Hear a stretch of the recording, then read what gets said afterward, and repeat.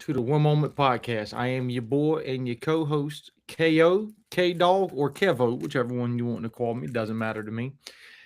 Listen, before we get started in today, as always, we always like to start with a disclaimer. Listen, we got a lot of stuff we got to talk about, and we're going to be talking about. And Happy New Year to everybody, right? This is 2026. So if we mention anything that is going to be triggering, please reach out and seek help to a therapist, to your local emergency department, um, to a local crisis center. So, with the disclaimer out of the way, we have an amazing young lady who's going to help us start this year off with a major banger. And I'm looking forward to seeing where this conversation goes. I've been knowing her for what now, about 3 years, something like Mhm. that. In our third year. Yep, third year. I love it. And we both work in the same field. We both do have had similar experiences since being in the field, and I have nothing but the utmost respect for her. Now, I don't know who's going to be better, her or Mr. Viktor Frankl, okay? Because if she was here in front of me, it'd be like kissing the ground she walks on. That's how much respect I have for this young lady. So, that being said, Miss Tamika Brewington, tell us about yourself. Where you from, or as far as like where you working at, and what do you currently do? Catch the public up on some of the stuff that you do. Okay, yes. So I am Tamika Brewington, and if I were to describe myself, what I would say is that I would say I am a wellness consultant. I work in the mental health and the substance abuse field.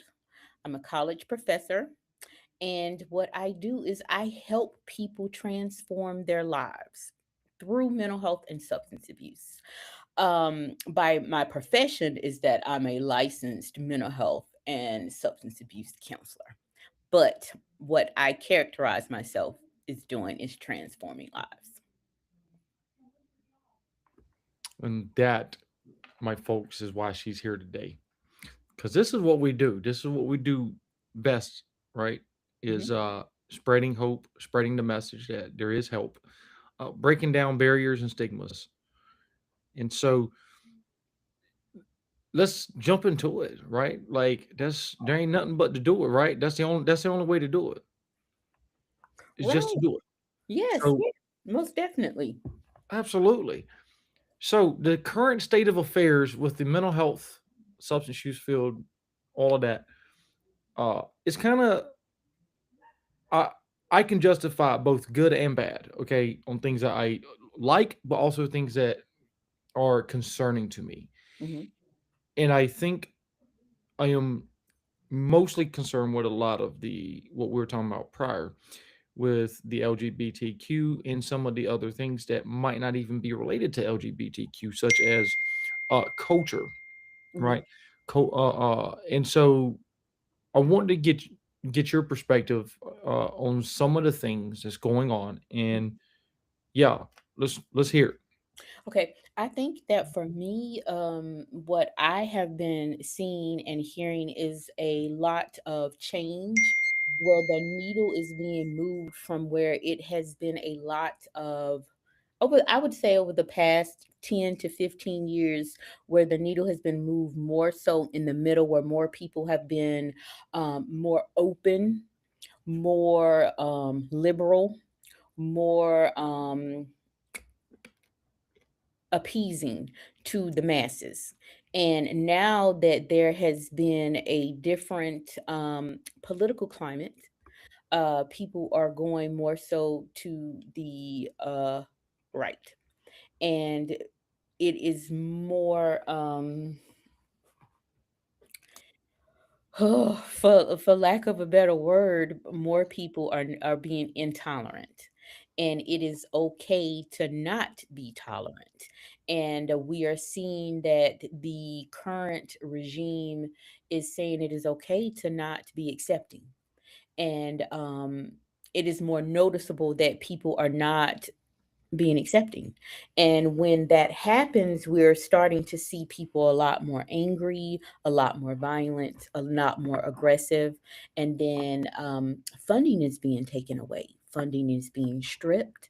And so when you're becoming more intolerant of the masses, what does that look for marginalized populations? We both work with marginalized populations. And so when you're trying to help people who have conditions that can be stigmatized, and people who are being made to feel bad about the conditions that they don't have control over, how do you manage that? And I'm concerned about how is that going to help the people that we serve. Mm. You said a mouthful on that, and I think you even loaded it up even more when you said you are concerned on how that really impacts the people we serve. You know, currently, and I don't think many people know this, and if they don't, my suggestion to anybody who's watching or listening is look up some of the bills in the state of North Carolina. They are passing a bill that is related to, it's a DEI related bill. And part of what that bill says is that anything I do or anything we do in the field, right, that is considered DEI is against, it's going to be criminalized basically. And so one of the, in my circle that what we're talking about is how extreme is this talking? Because when you think about DEI, you also think about culture, you think about race, you think about gender, you think about what have you. Well, being in healthcare, we have to say, well, individual is a 42-year-old African American female, or 35-year-old Caucasian male, or 50 something year old Hispanic, what have you, right? Like we have to document this stuff, and that's important because it lets us know, uh the next person, like, okay, what are some of their history potentially could be, Yeah. right? It paints the picture of the person who's going to be serving them.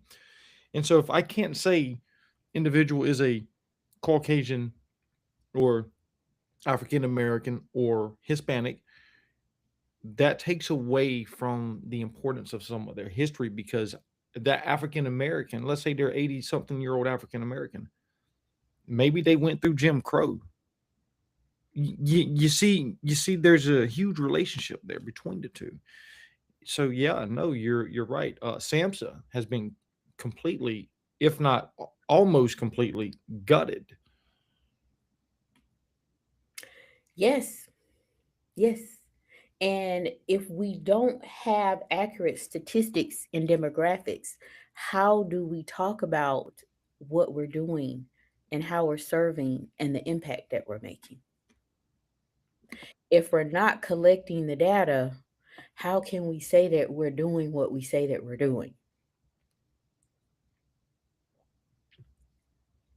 All of that information is vital to the provision of healthcare services, because it lets me know how to work with you, whether I'm a medical person, clinical person, what have you. It lets me know how to work with the person in front of me. Having that information is vital to quality services, Yeah. every piece of it. Yeah. I don't understand how are we supposed to do the work that we do if we can't say who you are. Right. No, and I think you're right though. People are, you know, uh, people seem to be going more to the uh right now versus being in the middle. And that's concerning to me, because whether you agree with people's ideals or ideologies or not, is neither here nor there.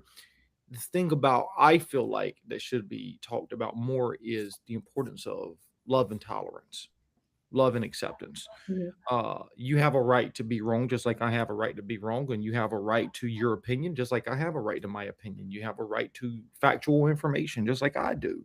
Mhm. You have a right to make decisions that impact you and your business, and I have a right to make decisions that impact me and my business. That's called you and I being different.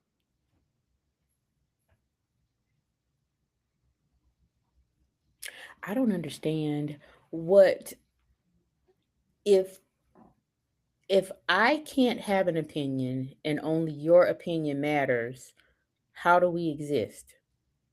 Oh, that is a beautiful question. And I've never heard a politician ask this, whether Democrat, Republican, even the president, right? On both sides here, I've never heard anybody ask that one question: how do we coexist? It reminds me. I saw a video earlier when I was doom scrolling on Instagram. I'm telling on myself, right? And with the Buddhist monks walking, and there were these people that were blocking them and holding signs and telling them that they were going to hell and they were doing this and we're not supporting. I mean, it was just bad. Like, it was a terrible situation. But it's like, are we trying to go like here, or are we trying to go, be more of a community with one another, right? Um, and I hope that what we do here on the podcast, and what I know I do and I know you do in the practice of many others in healthcare, I hope other people outside of you and I are trying to push this ideal of community with one another. Mhm. It doesn't matter if you're LGBTQ, African American, it doesn't matter if you're Hispanic, Korean, Japanese, Chinese, doesn't matter. You're still a human being at the basic, you know, core of it all. It doesn't matter. And I don't know, when did that change? It's very odd. When did it change that only one opinion can be it?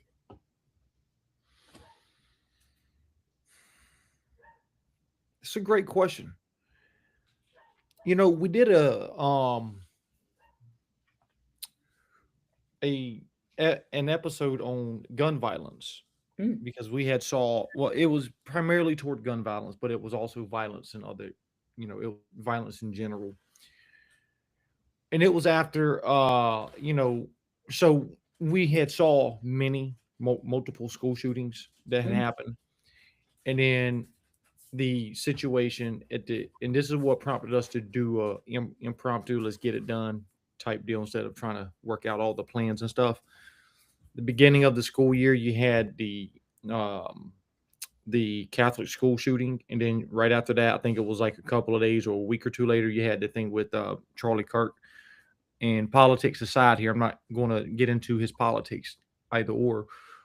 But on that episode, we were talking about, and the people who were on there were much older than I. They were, the young one of them was in their 70s. The other dude, Ruben, he was in his 60s. Trevor was in his mid to late 50s. Mm. So they have seen the history of politics uh, unfold, right? And it's interesting because all three of them both agreed and said that back in those days, regardless of, right, uh, politics used to be nicer. Mm. If there were any bickering and arguing and like all the stuff that we see now, all of that stuff was done behind closed doors. You didn't see it. Mhm. And now, somewhere between the 50s, 60s, 70s, potentially maybe even 80s, I'd say. I don't know. I wasn't born in the 80s. Right. But somewhere in that ballpark between then and 2025 has gotten to the point now where people that are supposed to be our role models, they're just out in the open, like it doesn't matter. Like, oh, their behavior doesn't mean anything, doesn't do anything. It's not a negative rep. And so somewhere in that ballpark in the last, whatever, I think it is 50 years, somewhere in the last 50 years, we've lost that touch where we're on a complete different aspect in society.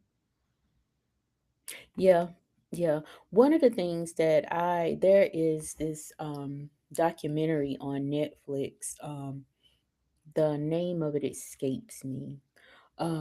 But it talks about this fundamentalist Christianity group that is an undercurrent of the political regime, and they subscribe to Calvinism. And one of the ideologies of Calvinism is that if you are a chosen person, it doesn't matter what you do because you're chosen. So even if you do something wrong, you're still chosen. So if you're a criminal, you're still chosen. If you commit a crime, you're still chosen. It doesn't matter. You're still chosen. Um, and and and I feel like that is what I am seeing being played out in the political climate. It doesn't matter. Person is chosen, then we're riding with that person no matter what because they were chosen for that in such a time as this. So we're riding with that person. Doesn't matter. They're chosen. Um,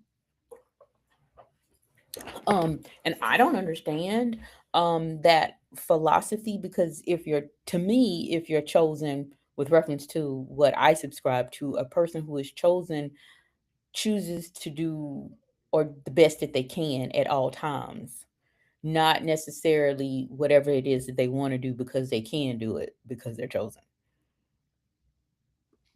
Right. No, no, 100%.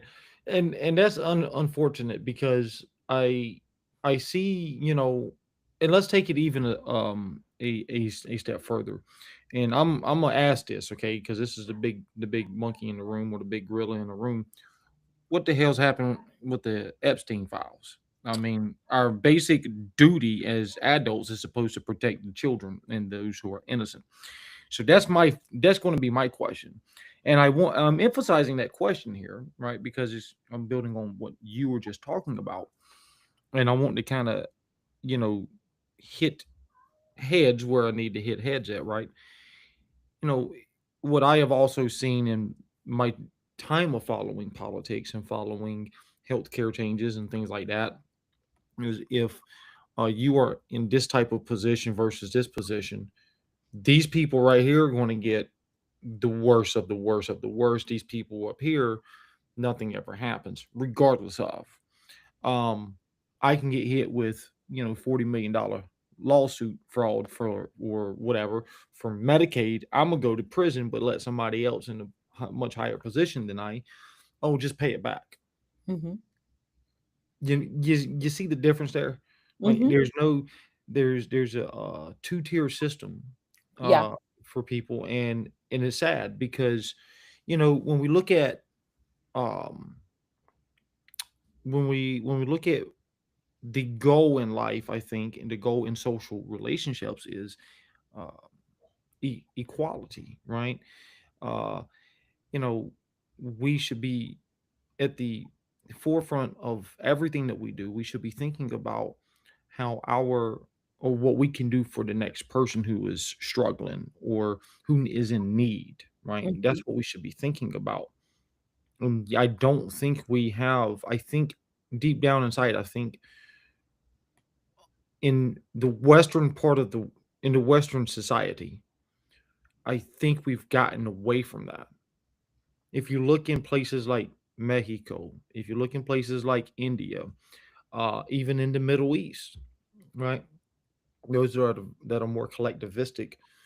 You see a sense of shared identity. You see a sense of community, a sense of family.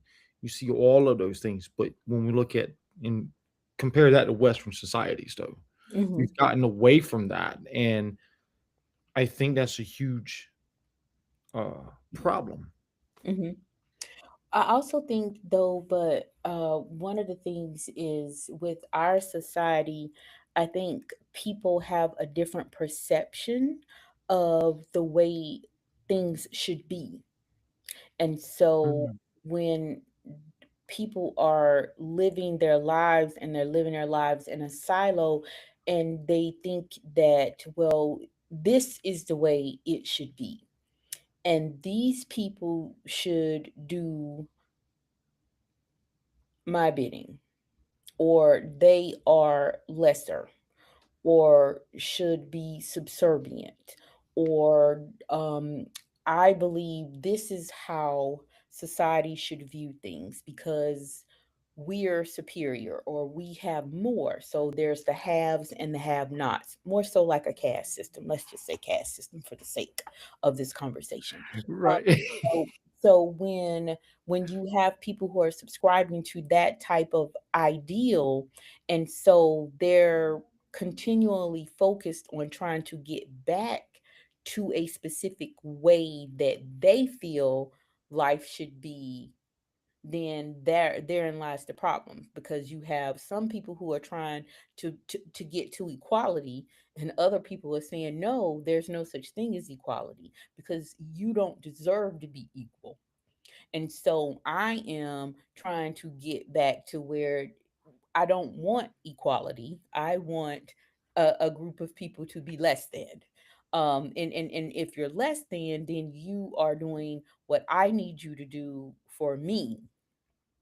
And I think that is, and I think what has happened is that because we have had change and we have had laws and we've had civil rights and all of these different things, affirmative action, and people getting degrees and able to get jobs and come up and live comfortably. I don't think that we as a group of individuals thought that there were people still thinking that groups of people should be less than or should be doing their bidding. Mm. And now we're seeing a rise of a faction of people saying, no, this population does not deserve to have these things. They don't need to be here. They need to go back. And they don't need to be in this land. This is not their homes. They're immigrants. So if they've come here illegally, then they don't need to be here illegally. This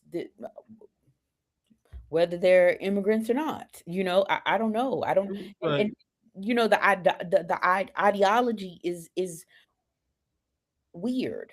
And we've had this false sense of security for a while, 40, Mm. 50 years. And I think people were like, this can't be real. And I think a lot of us are still in shock that this is where we are in 2025. I know I was in shock when Roe v. Wade was overturned. And then because you would have never thought that women would be put in a position to die and not be able to choose what they can and can't do with their body Mm. in 2025. My body, my choice. Right. No, it's not. No, it's not. No, it's And not. unfortunately, and I don't know. Well, I do know. I do know. At least I have opinions. And you know, the the unfortunate thing is people like you and I. There are people like you and I. The fortunate thing is, yeah, there are people like you and I that are standing up. We're making our voices heard. We are, spreading hope. We're giving the message out there. Um, Even though we are hitting brick wall after brick wall after brick wall after brick wall. When that bill came up, being a part of, and I'm not going to name the organization in North Carolina, but being a part of that organization, I am part of I'm part of the policies and procedures committee. And so when that bill was proposed to us, we all were in shock. Like, hold on, how is this even possible?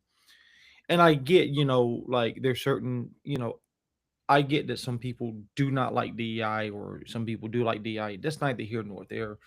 Reality is people, when we have laws that are in place, right, and policies that are in place, that creates the atmosphere for everyone to be included, right? It doesn't matter because you go you we are working in a system,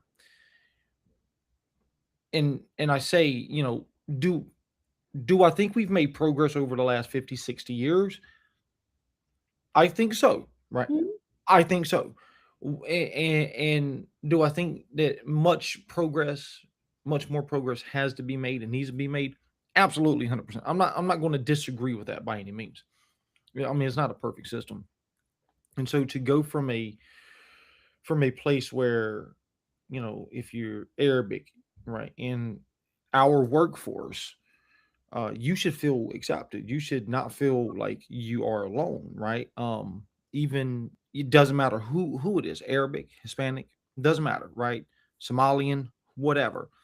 We all have a right to equity. We all have a right to healthcare. We all have a right to education. We all have a right to family. We all have a right to food, nutrition, all of those things. And when you start taking some of those basic uh, rights away, right? Basic rights to healthcare. Oh, that's a huge one that really burned me. That's a huge one that seriously burned me.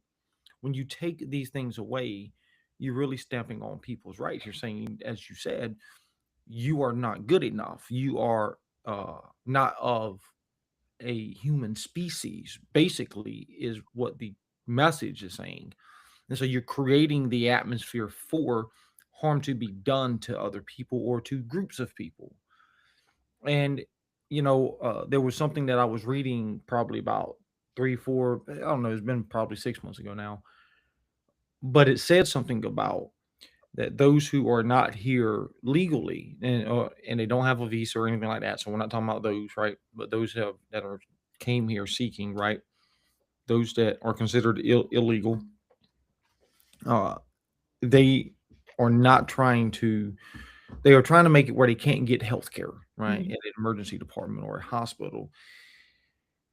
And that's sad because if I were to go to any country, regardless of, right, unless there's a fundamental hatred for me and the US of A, if there's a fundamental, so imagine not that place, but in Canada, Mhm. South America, UK, Spain, whatever, Russia, Australia, if I need emergency medical services, somebody is going to provide it.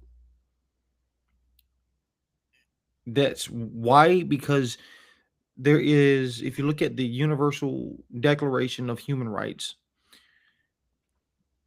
100 and I think it was 130 something odd countries has signed off on it.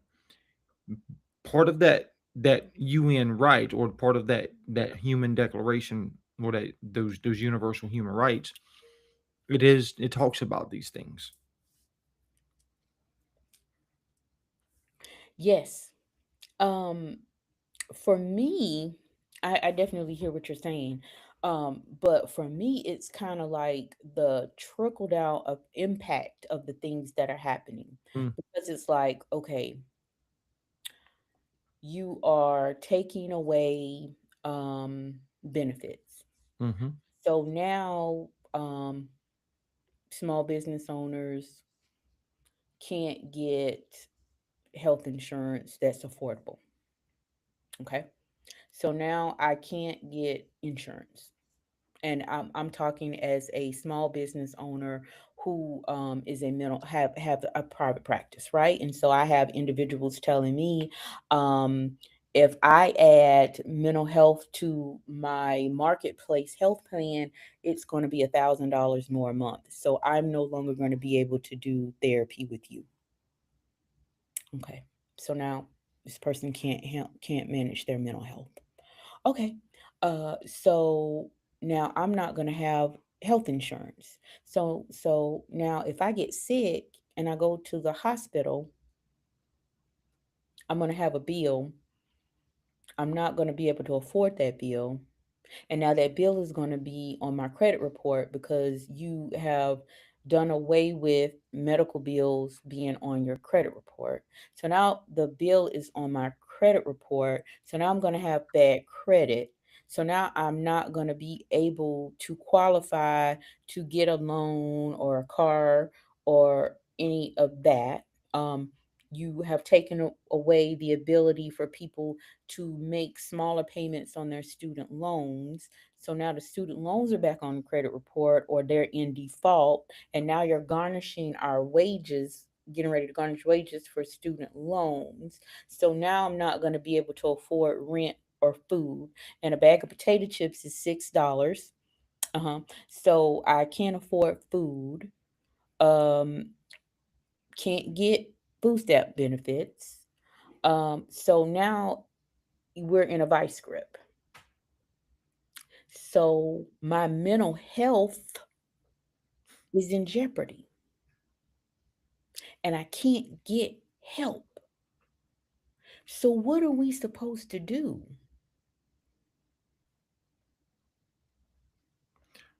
Uh, get blood from a turnip. I had to say that. I'm sorry. I had to.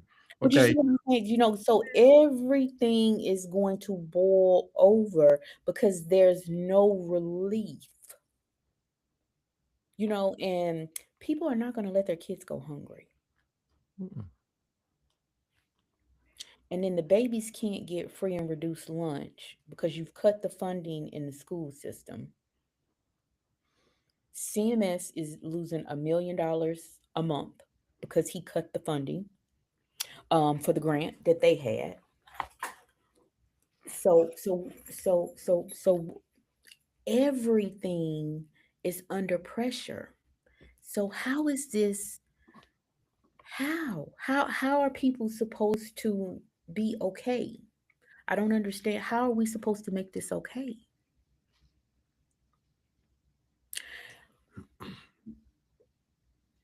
I am here to help, but I can't help if there is nothing there Mm.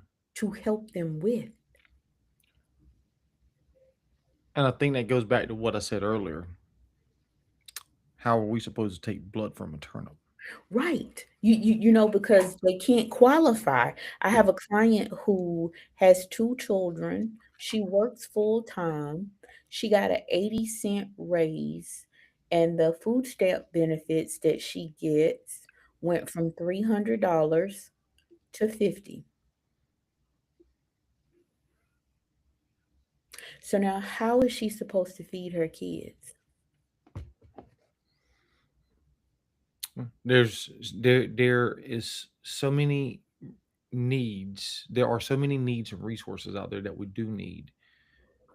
And when we think about cutting, like I get the idea of cutting, I get the idea of budgeting. Like I completely get that, right? And I think there's a contradiction in ideas, or there's a mix up in ideas here. Budget and cut off things that are not necessary, right? Like that's one thing. It's like I don't need a Netflix account, so why am I going to pay for Netflix? You see what I'm saying? It's not a need. That's a Yeah, want. And yeah. I honestly don't. The only reason I bought Netflix and paid for a year for it is because I wanted to see the Jake and The fight. Tyson fight. Okay, thank you. Right, I wanted to see the fight, so I've paid. I've been paying since then $15 a month up until about a month ago. What, a year and some change later? I should have canceled it back when, but I didn't. Okay, but I canceled it because I don't need it. You see what I'm saying? And so, but I'm not going to cancel my insurance because it's need. That is a life save right there, right? It's something that is critical. It is a need for it. It is not a want. Um, and so I share that because when we start talking about food stamps, health insurance, medical insurance, life insurance, short term, long term disability. Do you know how many people don't have short term and long term disability? A lot, and that is sad because if you start off on a job and you get cancer, you don't have all that extra stuff. How are you going to be on disability to take care of your treatment and get a paycheck coming in? Right. And I had a buddy of mine that he had just started a new job. He's he was there, and about 90 some odd days later, got cancer, and unfortunately he passed away. But he didn't have short term and long term disability. He didn't. Thank goodness his job allowed him to go in there and do like allow him to do the something about a life change or something like that, change of life or Life some. event. Yeah, Mhm. yeah. Thank goodness they were able to go in there and help advocate for him on that, and they were able to get him short term or long term disability. Mm. I don't know. I don't know what we're going to do because it doesn't seem to stop. It's never ending, and so then you get fatigued. Everybody's exhausted because every time you turn around, you're getting hit with something. Hmm. And so, how are you supposed to manage? You know, and we're telling people to hang in there and stay focused and keep going, and it's going to get better. But how is it going to get better? Because I am not able to sustain.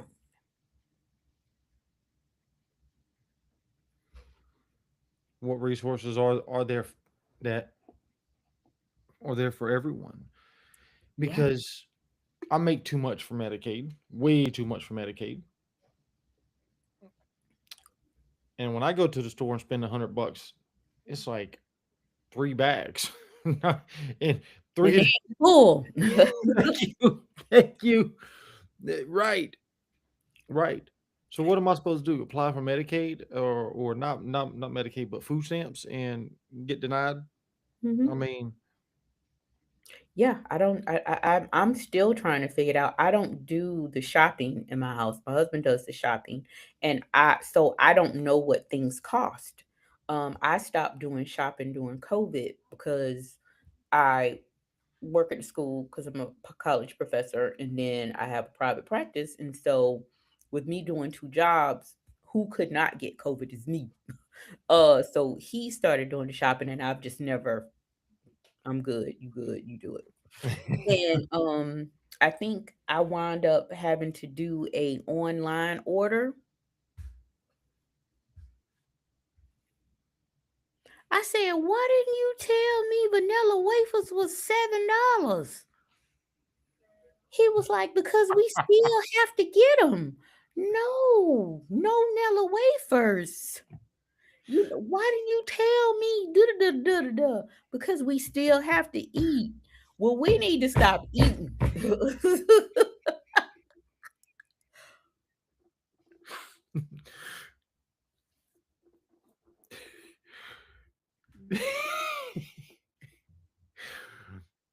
No. Like, right, no, look, like I didn't know that a bag of potato chips was $6. Okay, so no, no snacks, no snacks in the house. You know, no snacks in the house, and I work two jobs. No snacks.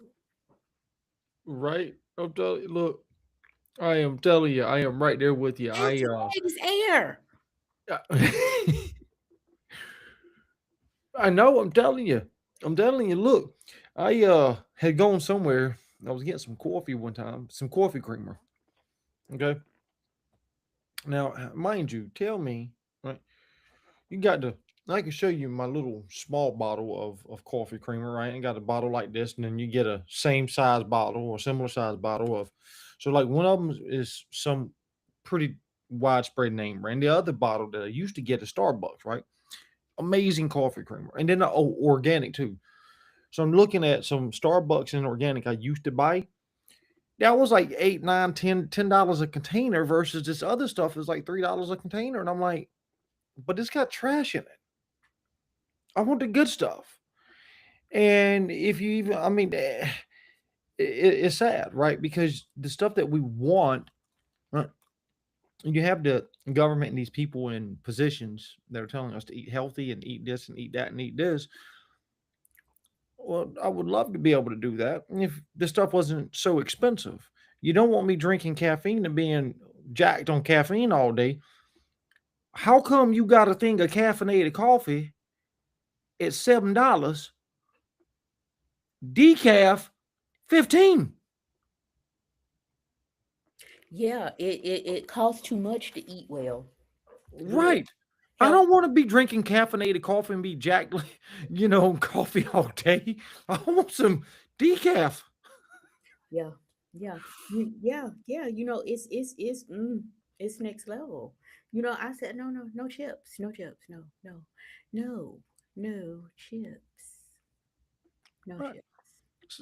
And so when we think about programs and funding and everything being gutted, okay, what is the what my question to you is what needs to be done besides getting on a podcast talking about these things? What else needs to be done? What is a solution to ensuring funding, to ensuring if cuts are made, they're not critical life saving cuts? I think that there needs to be some grassroots organization. I think we need to come together. Um, I think that communities need to pool their resources, and we need to go old school. That free people, free food. I think that we need to remember that there is power in uniting and there is power in community. And a lot of us live in silos. A lot of us don't live by our families anymore. And, we don't know our neighbors. And life is life, and we are not connected. I saw a lady on Instagram, and I thought it was beautiful. And she was saying, I'm giving away free food. I got a garden. If you want it, come get it. I'm here from Mm. 12 to 4 until the food is gone. You know what I'm saying? We got to get creative and we got to help each other. So, it could be something like, look, I got grass in my backyard and you got grass. So, I'm going to plant this and you going to plant that. And let's do some rows of some stuff and let's figure this thing out. That reminds me. I went through one of my last courses in. I actually just took the course this fall. I just finished it up. So I remember it was Catholic social teaching and business because I'm doing a dual MBA and MA in philosophy program. And so far it's a phenomenal program. And one of the things it said it actually taught was the difference between social support like us helping one another and government support. And it said that the government needs to be there, and it said that their scope should be limited. And it talked about how we need to be there for one another, and how our need to be there for one another should be also limited in scope. And so my thought process is when you were saying that, I think we should have a balanced approach. The government, we need the government there. We need the government to step in, provide funding, provide grants, provide the resources. But we all, and there's no but, and we also need, as you said, community grassroots organization, because that's what we're here for. We're here to do things for one another. Again, this is what I think. I think we're here to do things for one another. I think we're here to, part of our mission in life, universal. I think this is a universal code here, not a me personal code, or not just a me personal code. Our ultimate mission is to help one another to survive and you know keep it moving to the next goal, right? uh I can let your light shine as I'm letting my light shine. Yeah. type deal. Does that make sense? Hmm. I really do think that we have to commit to helping one another until things get better, because we do not know when or if it's going to get better. I do believe it's going to get better, but I don't know when, and I don't know how long it's going to take. And so we cannot just sit by and do nothing. And so we need to do what we can do. We have to be strategic, and we have to be intentional about how we're going to move. You know, the state that we in is the state that we're in. And so doing nothing about it is not doing anything. So we need to do something. Somebody's going to rise up as a leader and be proactive and then begin the change. But the damage that has been done is going to take a long time to repair. You know, and being I'm not naive that, oh, somebody else is going to come in and it's going to take a year to fix. No, this is long standing things that are going to have to slowly be rolled back and you know, that changes is not instantaneous. It takes a while for things to change. And so we are going to have to take responsibility and accountability to help each other as a community. That's the only thing you can do. That's how I see it. You know, I've been trying to tell my friends and things, you know, and they're just like, "Oh, you're going down a rabbit hole. You're just whatever. You know, it's fine. You know, because if you know, if you're making six figures, if you're, you know, middle income, yeah, you may not be doing all the things you want to do, but you can feed yourself. You can feed your kid. You know, it's not as fun as it used to be, but you're okay. You need to know that just because you're okay, that's not okay. Everybody is not okay. And we're responsible for the people around us. Yep.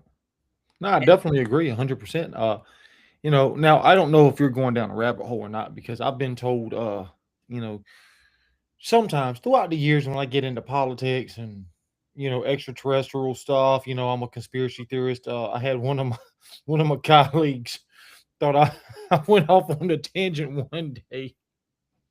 I'm like, really, you ain't never seen Ghost Adventures and all of this, that, and the third, and they were like, Kev, we think might need a psych eval. Mm. So I agree with what you're saying though, 100%. And I'm right there with you. I can go down into the rabbit hole too, and um, even if I go down the rabbit hole, it's still gonna my thought process remains the same. Surface level and rabbit hole is, you know, the government. We can implement all the resources we want, and we can take away all the resources that we want. But the one thing they cannot take away from us, the government can. And this is regardless of whoever's in office, regardless of whatever country we stay in. Um, they know nobody can take away our relationship with one another, Right. and I think that's the most important thing to remember. Yeah, it is, you know, and I love a good conspiracy, you know. I do. I'll go down a rabbit hole. But I'm also I recognize that I work in a humanistic profession, and I'm a helper, and I believe in helping people, you know. So yeah, I'm a bleeding heart. Yes, I want to change the world. Yes, I want to help everybody. Can I? No, I'm realistic. But I do believe that we have a responsibility to help those who can't help themselves. Absolutely. And I definitely would agree. People asked us early on, you know, and this is what my challenge to anybody is if you're in grad school going into the helping profession. They say that you're not going to be able to save the world. Well, I disagree. We save the world by doing it, as you said, right? Keeping it on a micro level. I'm not able to change the whole world Hmm. on my own, but I can do work within the community, within my local community, I can partner with people. I can do things for and with people. Yeah. Um, and I guess they for me, when I hear you say that, I think about our mission here on this podcast is, you know, when we first started, we were operating in nowhere, okay, like nowhere. Now we've touched in 51 different countries, probably more than that now, in the last year. Um, and we've had over half a million views, 230,000 impressions, Mm. um, about 43 different platforms, and I'm wanting to do about 10 more. Some of the ones I want to do are Lebanon and the Middle East, Africa, and India. Those are the three primary countries I want to kind of just spread out to. Um, and I want to find something in South America, South and Central America, if I can. But it's not the fact that we're going to change everything, but it's at least a touch. It's or a step in the right direction to getting us to where we need to be at socially. I love it. I love all of that. Now, how long have you had your podcast? January the 8th will be a year exactly. Okay, so listen. Now, I've been on your podcast. You have to come on mine because I just started mine like 3 or 4 months ago. I have no followers or anything. So you're gonna have to give me some pointers. Hey, that'll be fine with me. Let's rock and roll with it. Yes, you're gonna have to give me some pointers. So my podcast is Elevating Your Mindset with Tamika Brewington, and we talk about change and transitioning, and how do you shift. And so I have been talking, just talking about shifting and changing your mind and things like that. And so this year, now that we're start, because I've only done it for a couple of months now, I want to start having guests. So you have to come and be on my podcast and talk about how you want to shift and change your mind. Let's rock and roll with it. Yes, I love it so much. So you've only been doing it a year and you've done all of that? That is amazing. Yeah. Yeah, I will actually show you whenever we end. We will. I'll run the reports and show you at the end of the show. Um, which brings me to my next couple of questions here. Yeah. Some of the most important questions. If people want to ask you to come on their show, maybe do some mentoring, some Yeah. coaching, Yeah.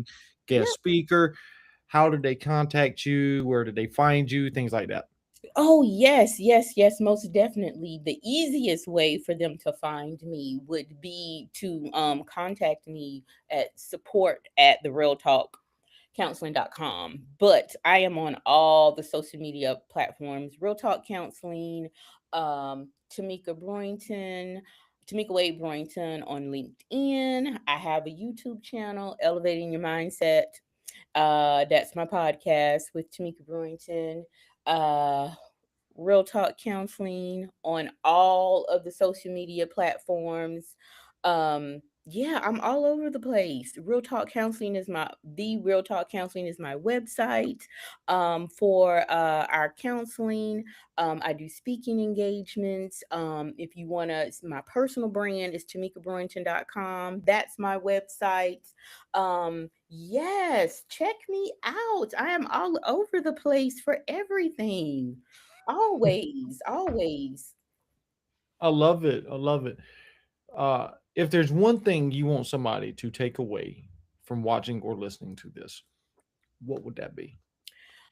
I would say that even though we are in some serious times right now, just know that there are people out here that are willing to listen and we are willing to help. All you have to do is reach out. All you have to do is reach out. And don't think that you have to go through anything by yourself. If you need some help, there are people here to help you, no matter what. And what is your call to action? What is it that you want people to do? My call to action is to recognize that we need to unite and be intentional and passionate about the state of our country. You know, don't just be passive and watch this happen. Figure out what it is that you want to do, how you can do it, and then do it. I am not saying spread yourself thin and try to do all the things. Stay in your lane and be intentional about what it is that you want to do. I know my purpose. I know what my lane is. My lane is to transform people, and I help them in my capacity. So figure out what your capacity is and do it. Absolutely. Listen, folks, y'all have heard it here again on the One Moment podcast, breaking down barriers, changing lives, and breaking stigmas. So, with that being said, Miss Tamika, thank you. Oh, thank you Sincerely for and having. humbly do appreciate it. Yes, yes. Thank you for having me. Absolutely. Now, I'm going to end the live, so don't hang up. Okay.